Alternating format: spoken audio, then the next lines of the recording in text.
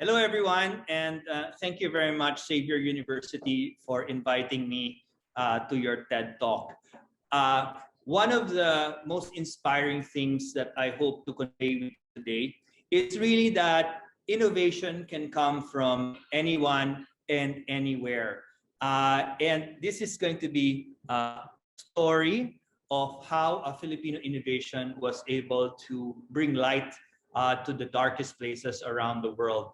1.4 billion people do not have access to electricity. And this is a satellite map at night to show you that, places, although you might think that access to electricity is common, it's really far from common.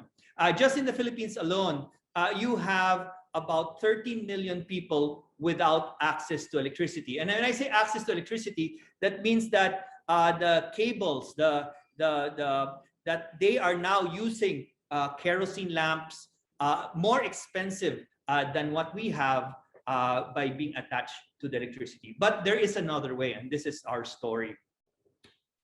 We really began with one of the largest and darkest moments in Philippine history, where Typhoon Haiyan rendered 4 million houses without access to electricity. And what the big problem was is it knocked down electrical posts, and this also caused crimes against women, because they would be able to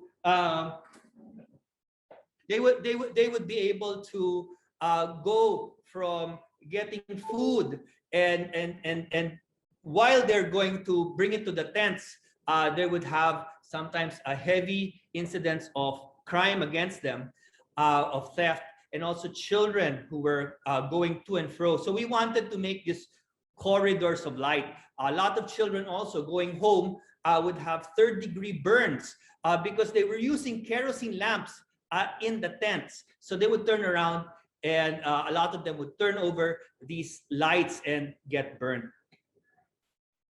So the most important to us is, how do you build solar lights when imported, patented, and expensive?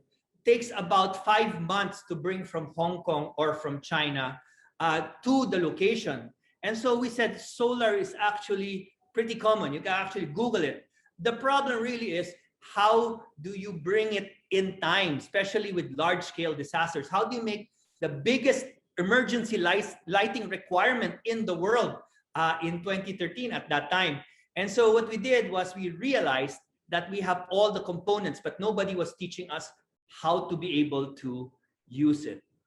And so we started getting solar panels from factories that were building solar-powered toys to export it. So we were buying it. We were using simple 18650 batteries that we use for electronic toys, e-cigarettes. Please don't use I'm not condoning cigarettes, but we had components, LEDs from motorcycles, and at the same time we could use plastic bottles as a way to replace the glass. So it was really interesting, because there were all these villages lit by hand-built solar lights. And in fact, we got an invite by John Kerry, who was in the area, that couldn't believe that women were building and repairing solar lights by hand. So it's very easy to see how we do it. It's a simple PVC, but at the same time, the components are easily found all over the Philippines. And the best thing is, in 30 minutes, you could have a solar light built. And each 30 minutes will result in 5 years worth of light. So in fact, in Tacloban, it was a year and a half before electricity was able to come back. Now, what's interesting, also, because we've had similar experiences with Xavier University, is the capacity of people to participate. We were like the Gawad Kalinga, or the habitat of solar, where we started teaching people to donate 30 minutes of their time to assemble the solar lights by hand. So not only food, not only secondhand clothes, but we were able to garner the strength, the bayanihan spirit, to be able to give light, to replace those kerosene lamps that were so difficult to maintain and expensive. Each of the lights reduced carbon emission by 200 kilos every year. That means that the community didn't have to burn kerosene to be able to maintain the lights in their tents. And in 5 years, that's 1,000 kilos that is prevented from going into the environment. So it was a great way to reduce the carbon footprint of the corporates, and at the same time, give this free to the people that needed the solar lights right away. One of the most beautiful parts about building with local parts and at the same time giving capacity to the community is the fact that we were able to scale this not only around the Philippines, but all around the world. Over here is our operations in Africa, where the women now build solar lights and at the same time maintain them and charges the community. So we're building this social enterprise around the world where women groups can now, instead of renting out kerosene, where they have to go all the way to the city to keep on refreshing the kerosene, not only that, using 35% of their income in the villages, they can now build solar by hand and at the same time repair them in the village. But the most beautiful part is we can replicate this around the world without having to export the technology. We only export the capacity and the knowledge of using local parts. So this is our operations all the way in Brazil. We have, of course, reached from the Philippines, but 32 countries around the world. And this is a story from the middle of the Amazon of how we're able to light up. So we go 2 weeks in the Amazon every year before COVID to light up this. And at the same time, it's also in Africa.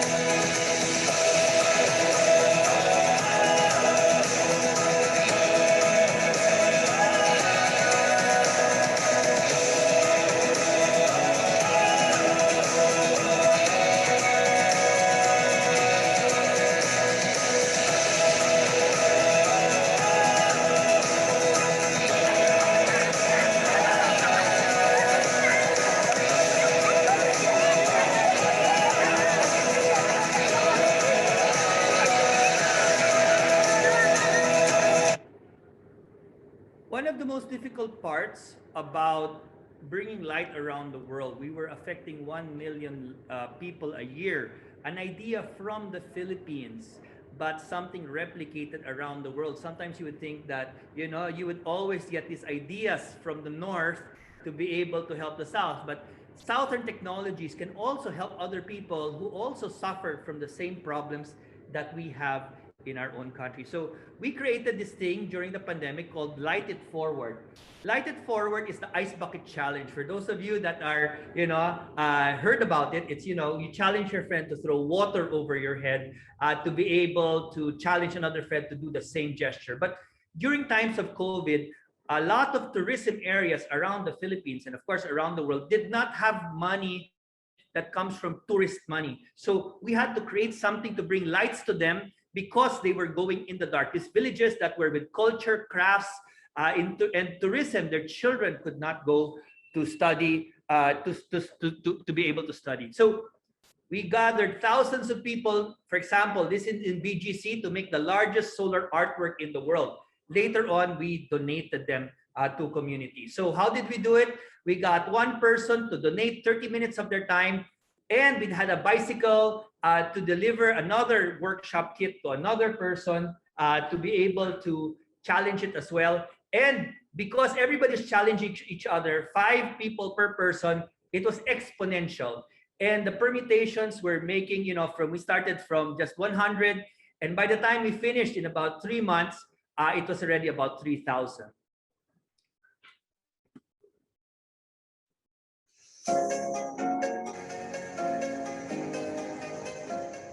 Even in the midst of this pandemic, there are thousands of households and communities still being left in the dark.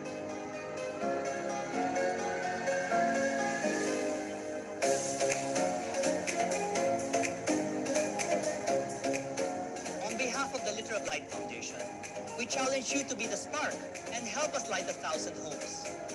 And as we light it forward, together, we can all find our way through this darkness.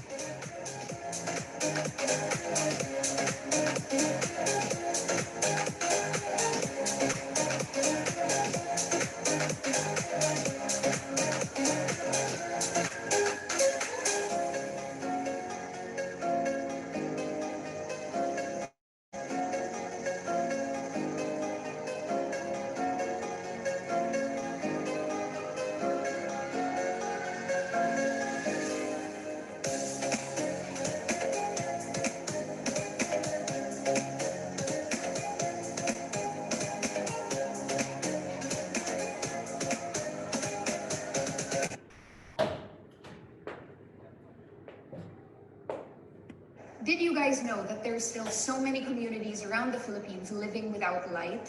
That's why Leader of Light has created this, a solar light kit.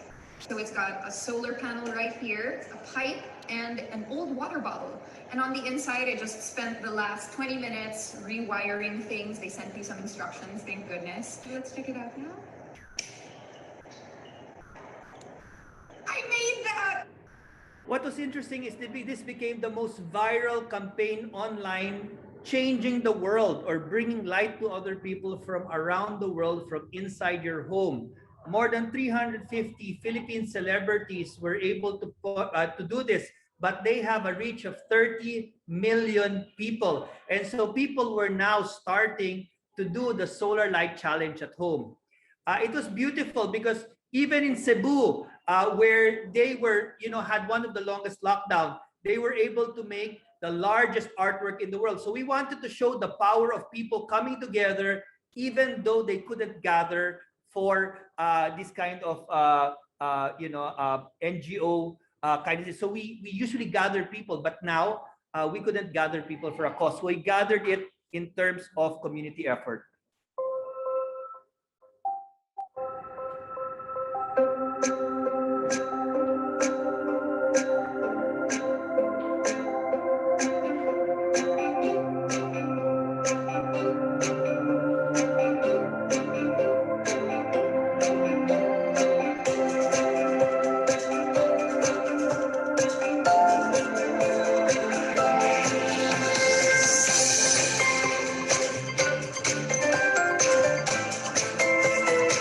So what we were doing is we were showing the power of the people to do good. even during the worst times of the pandemic. The Philippines having the longest lockdown in the world. But we wanted to show the people around the world that we were still helping other people despite the fact that we were all home. We were scared, we were detached, but that did not stop the Filipinos from coming together to help other people, especially those that could not have access to light.